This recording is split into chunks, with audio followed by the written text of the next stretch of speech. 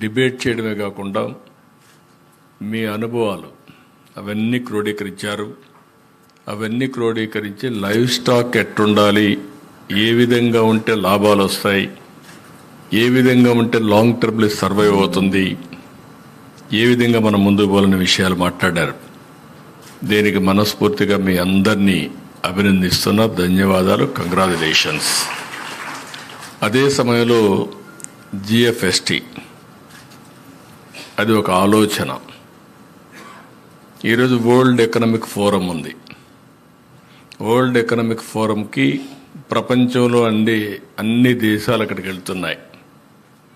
అక్కడికి వెళ్ళినప్పుడు networking, knowledge sharing, అదే సమయంలో ఒకరినొకరు పరిచయాలు చేసుకోవడం కాకుండా ఎంఓయూలు చేసుకోవడం, ఇలాంటి అనేక కార్యక్రమాలు జరుగుతాయి. ఒకసారి అక్కడికి వెళ్తే అన్ని దేశాలు తిరిగే పని ఉండదు.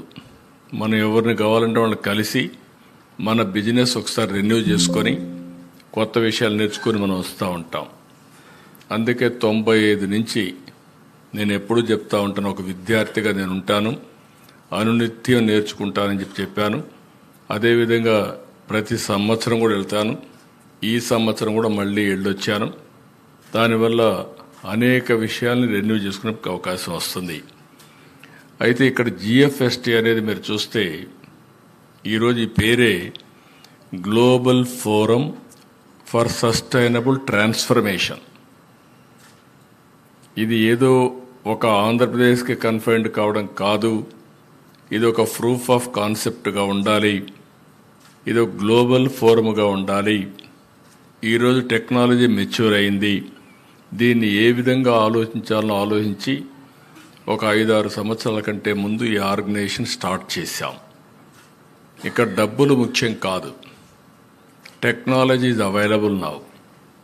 మొన్నటి వరకైతే మనం క్వాంటమ్ వ్యాలీ గురించి, క్వాంటమ్ కంప్యూటింగ్ గురించి మాట్లాడలేదు. హైదరాబాద్లో ఆ రోజు నేను స్టార్ట్ చేసింది ఐటెక్ సిటీ విత్ ఐటీతో స్టార్ట్ చేస్తే ఎగ్జాక్ట్గా 25 సంవత్సరాలు. ఈరోజు ప్రపంచంలో ఎక్కడికి పోయినా అక్కడ భారతీయులు ఉన్నారు, అందులో తెలుగు వాళ్ళు ఉన్నారు. హైయెస్ట్ పర్ క్యాపిటా ఇన్కమ్ సాధించిన ఏకైక వ్యక్తులు ఎవరంటే భారతీయులు అని చెప్పి కూడా నేను మీకు తెలియజేస్తున్నా. అమెరికాకు పోయినా, ఆస్ట్రేలియాకు పోయినా, ఎక్కడికి పోయినా అందులో 35% తెలుగు వాళ్ళు ఉన్నారు. దీనికి కారణం సింపుల్గా మీరు అందరూ ఆలోచిస్తే, మనం ఆర్థిక సంస్కరణలు 91లో వచ్చాయి. అంతవరకు లైసెన్స్ రాజ్యం ఉండేది. ఏ పని చేయాలన్నా గవర్నమెంట్ పర్మిషన్ ఇస్తేనే ఆ పని చేసేవాళ్ళం. ఎప్పుడైతే ఆర్థిక సంస్కరణలు వచ్చాయో లిబరలైజేషన్ స్టార్ట్ అయింది. అదే సమయంలో మన దేశంలో ఐటీ అప్పుడప్పుడే ఎవాల్వ్ అవుతుంది. దాన్ని మనం అడ్వాంటేజ్గా తీసుకున్నాం. అంటే ప్రపంచంలోనే ఐటీ ఫస్ట్ మూవర్ అడ్వాంటేజ్ తీసుకున్న దేశం, అందులో రాష్ట్రం ఆంధ్రప్రదేశ్ అని చెప్పి కూడా నేను మీకు తెలియజేస్తున్నా. అది అనదర్ అడ్వాంటేజ్. అక్కడి నుంచి మూడో అడ్వాంటేజ్ మీరు చూస్తే డెమోగ్రఫిక్ డివిడెంట్.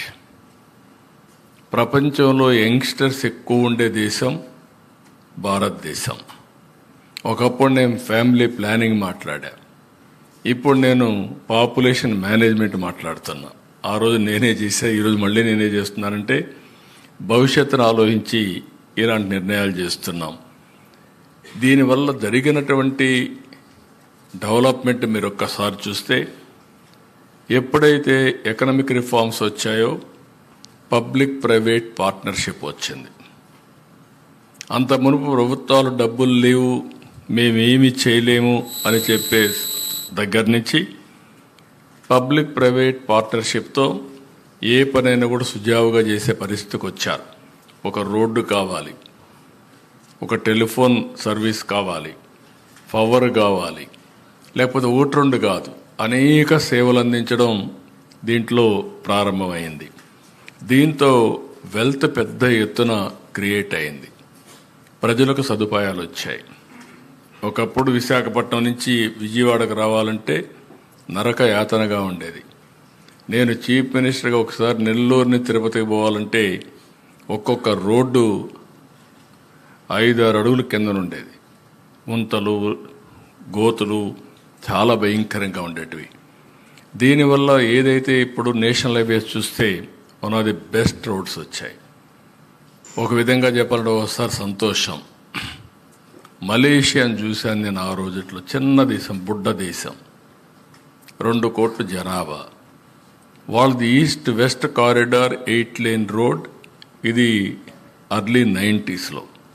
అది చూసిన తర్వాత మన దేశం ఎందుకు మరి చేయలేకపోతుందంటే ఆనాడుండే ప్రధానమంత్రితో గట్టిగా పట్టుబడితే, నేను పదే పనిగా చెప్తే లాస్ట్లో ఈయన first road proof of concept వేసాం, నెల్లూరు నుంచి చెన్నై వరకు.